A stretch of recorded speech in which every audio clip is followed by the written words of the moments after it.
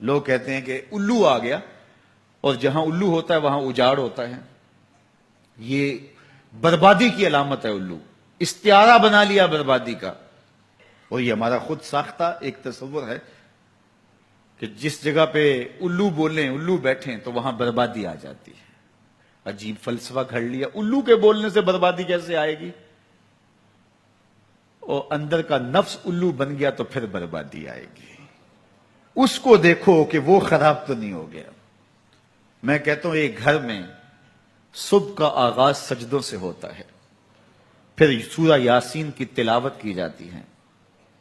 سارا دن گھر کے اندر محبت، چاشنی اور پیار سے افراد خانہ کا وقت گزرتا ہے.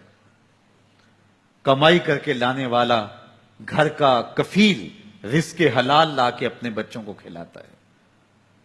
نظر کی پاکیزگی اور خیالوں کی طہارت کا سامان ہوتا ہے. شام کو سورہ واقعہ پڑھی جاتی ہے. سونے سے قبل سورہ ملک کی تلاوت ہوتی ہے. دہلیز پہ آنے والے سائل کو جھڑکا نہیں جاتا. مہمان کی عزت کی جاتی ہے، تکریم دی جاتی ہے.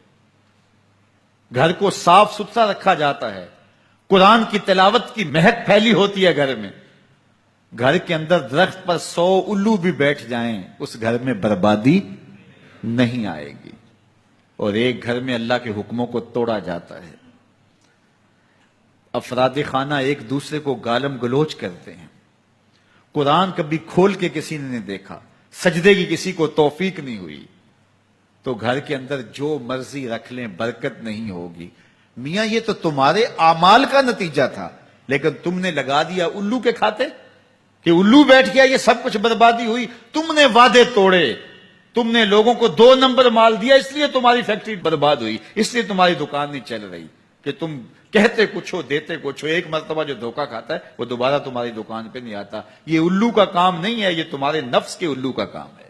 لیکن تم نے الو پہ مر کے کسی منحوسا، یہ فلاں منحوسا ہماری دکان پہ آئی صبح، آج سارا دن گاہک ہی نہیں آیا. کیا فلسفہ تم نے تراشا؟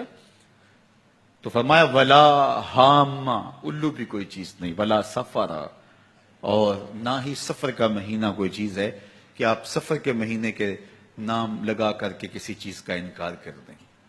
یہ اللہ کی طرف سے ہے جو تمہیں نصیب ہوتا ہے. وَإِن يَمْسَسْكَ اللَّهُ بِضُرٍّ فَلَا كَاشِفَ لَهُ إِلَّا هُوَ. اللہ تعالیٰ تمہیں کوئی نقصان پہنچانا چاہے تو کوئی اس نقصان کو دور نہیں کر سکتا سوائے اللہ کے. اور اگر اللہ تمہیں کوئی بھلائی دینا چاہے، تمہیں بہتری عطا کرنا چاہے، فَلَا رَادَّ لِفَضْلِهِ، اللہ کے فضل کو کوئی واپس بھی نہیں کر سکتا، لٹا بھی نہیں سکتا. اللہ کے فضل کو کوئی ٹال بھی نہیں سکتا. سارا زمانہ لگ جائے کسی شخص کو نقصان پہنچانے کے لیے، لیکن اللہ کی نصرت اسے نصیب ہو، کوئی بال بھی بیکا نہیں کر سکتا.